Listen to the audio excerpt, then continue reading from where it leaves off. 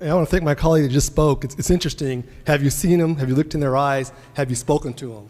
I was a cop for 30 years.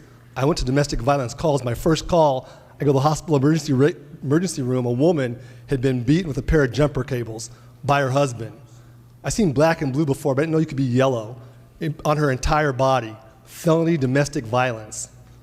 And it's interesting, you hear a lot about money and stuff, but you know what? If you're going around beating on your spouse, we're talking great bodily injury, you're beating your kid, you're beating old people, you don't get a pass on that. And that's something to think about. We've done AB 109, Prop 47, Prop 57.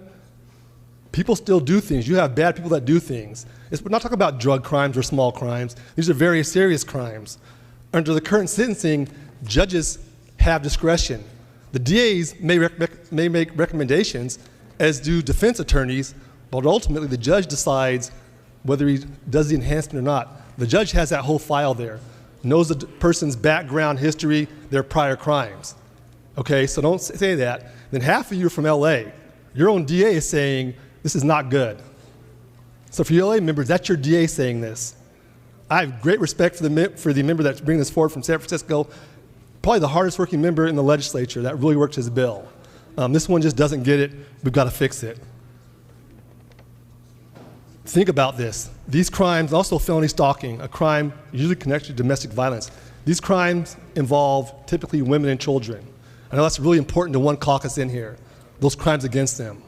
It goes on all the time. I haven't heard one person say, a lot of speakers talk about it, but very few talked about victims. Is that okay? Is that okay to put a kid in scalding hot water? That goes on every day.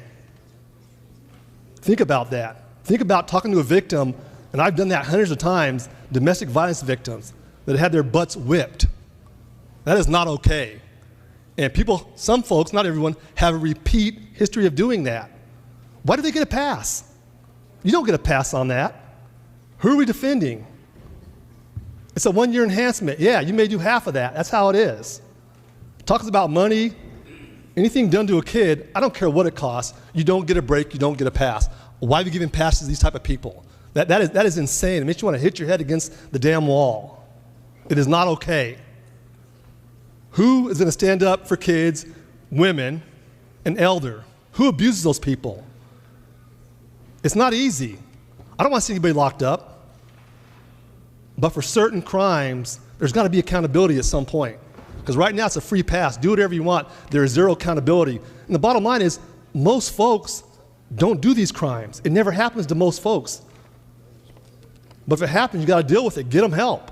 Fix the recidivism rate. Hell, it's right now the recidivism rate is high. We're not fixing that. Address that. On bail enhancement, wow, we want the judges to have discretion on bail, but oh, they can't have discretion on this? We're talking out of both sides of our mouths. Which one do we pick on? Seriously, give the judge discretion. He has it right now. This bill takes it away. You know, when you go to these crimes and these calls, you want to cry. It goes on every day. Go look at your files. Go on a call sometime. Go on a ride along and see what victims say, how they feel. Some woman crying, some kid crying. It is not fun, especially if you have kids. If someone did it to your kid, would it be okay? You didn't give them a pass? No. So I urge you to vote no on this.